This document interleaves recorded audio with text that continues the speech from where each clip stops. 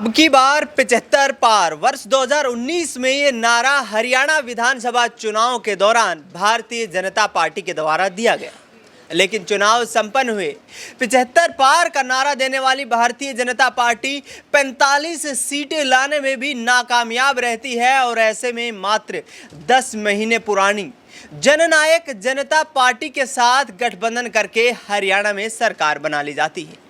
31 वर्ष की उम्र में हरियाणा में सबसे छोटी आयु में उप मुख्यमंत्री बनने वाले दुष्यंत सिंह चौटाला के साथ मिलकर 4.5 साल तक भारतीय जनता पार्टी सरकार भी चलाती है।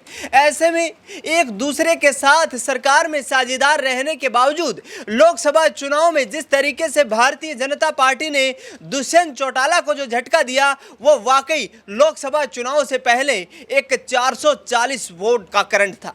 ऐसे में जननायक जनता पार्टी अब 10 की 10 लोकसभा सीटों पर चुनाव लड़ने की बात कर रही है।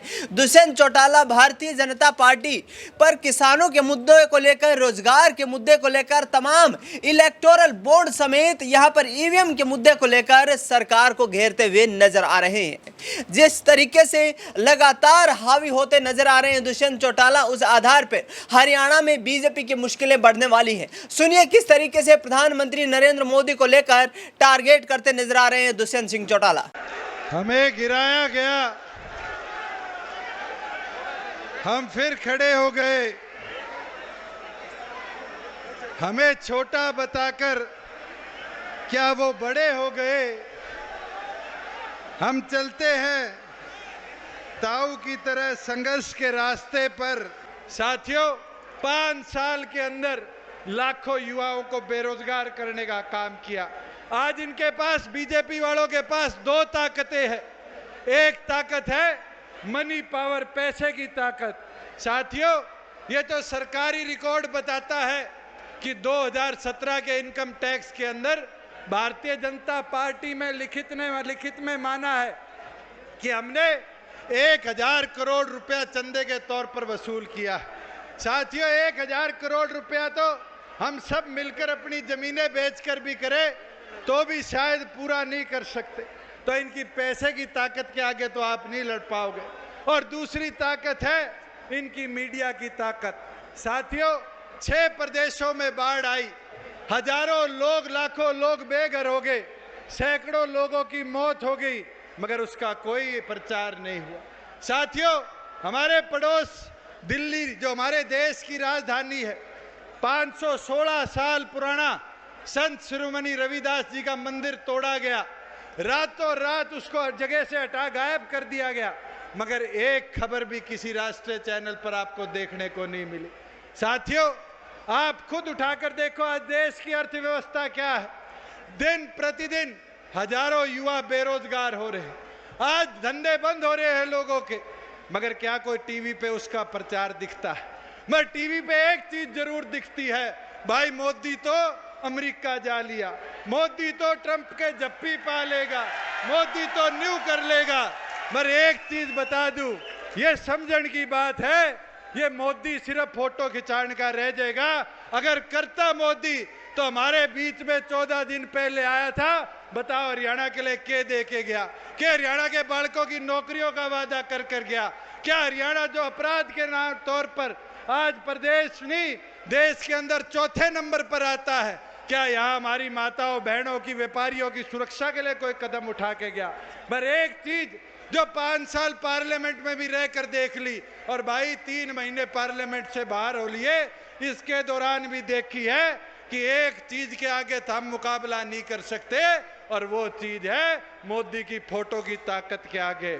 मगर साथियों, एक चीज समझने की है, जो आज हालात देश के, ये बीजेपी 303 सांसद लेके ऊपर गई और हरियाणा में नारा दे दिया 75 पार। तो आपने सुना यहाँ पर दुष्यंत चौटाला को जो साफ तौर पर कहते नजर आ रहे हैं कि बीजेपी के पैसे की ताकत के आगे तो आप नहीं जीत सकते, लेकिन आपके पास वोटों का अधिकार है, मत का अधिकार है, और इस अधिकार का इस्तेमाल करते हुए आप बीजेपी को यहाँ पर पटखनी दे सकते हैं। ऐसे में न्यूज़ रूम में इस वक्त मेरी मौजूदगी है, तमाम सहयोगियों से जानने की कोशिश करेंगे कि आखिरकार दुष्यंत चौटाला अब इस पैनी तलवार से बीजेपी की कितनी यहाँ पर सीटों पर नुकसान कर पाते हैं। नाजमीन से पहला सवाल लेंगे।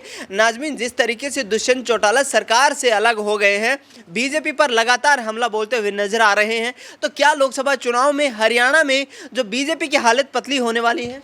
देखिए, हरियाणा में भारतीय जनता पार्टी ने अपनी एक तरीके से दोहरे चरित्र को दिखा दिया है कि कैसे चरित्र को लेकर वो चलते हैं कि पहले 2019 के चुनाव में 10 की 10 सीटों पर अपने ही प्रत्याशियों को उतारते हुए नजर आए थे।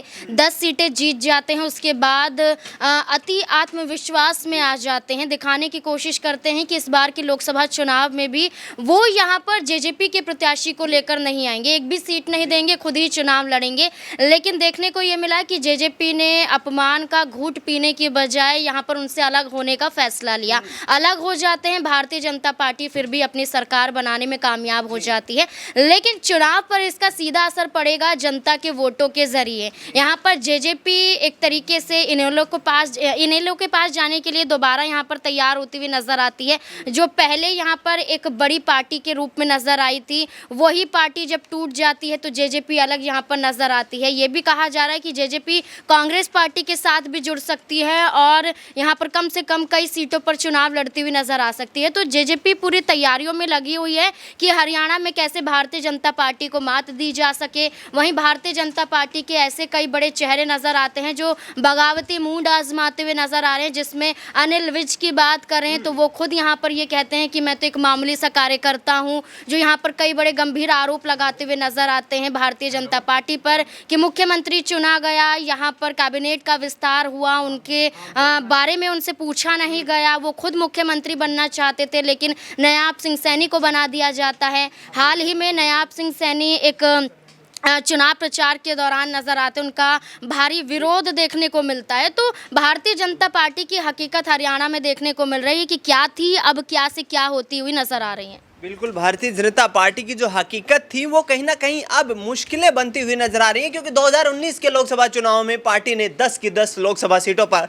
परचम लहराया था और इसी आत्मविश्वास के साथ हाईकमान 2024 के लोकसभा चुनाव में मैदान में उतर रहा है। माही से अगला सवाल लेंगे। माही, जिस तरीके से ये पूरा घटनाक्रम हमें देखने को मिला कि दुष्यंत चौटाला ने 4.5 साल तक सरकार चलाई, अब सरकार का हिस्सा नहीं है, प्रधानमंत्री कार्यशैली को लेकर सवाल खड़े कर रहे हैं, भ्रष्टाचार के ऊपर तमाम तरीके के सवाल खड़े कर रहे हैं, तो क्या हरियाणा में अब जो बीजेपी का सपना एक बार फिर से 10 सीटें जीतने का था, उसमें यहां पर सेंधमारी हो सकती है? जी बिल्कुल, जिस तरीके से पार्टी में बिखराव देखने को मिल रही है और दुष्यंत सिंह चौटाला ने अपनी राहें अलग कर ली है, तो जाहिर तौर पर बीजेपी को खासा नुकसान देखने को मिल सकता है। और अनिल विज जिस तरीके से पार्टी से नाराज चल रहे हैं और उनको एक तरीके से अगर देखा जाए तो साइडलाइन कर दिया गया है और नायब सिंह सैनी को बिना कुछ किए एक समझ लीजिए उतना जितना उनका वर्चस्व और जनाधार नहीं हरियाणा में, लेकिन फिर भी उनको एक अलग तरीके से भारतीय जनता पार्टी तवज्जो देते हुए नजर आ रही है। तो ऐसे में कहा जा रहा है कि बीजेपी जिस तरीके से बिखरती हुई नजर आ रही है, खासा नुकसान बीजेपी को आने वाले चुनाव में देखने को मिल सकता है, क्योंकि उनकी पार्टी में ही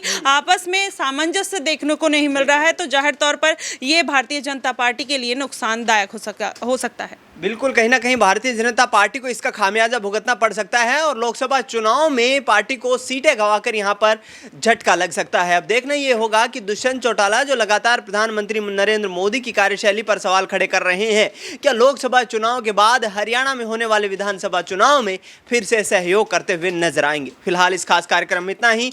देश दुनिया की तमाम बड़ी खबरों के लिए आप देखते रहिए SPN 9 न्यूज।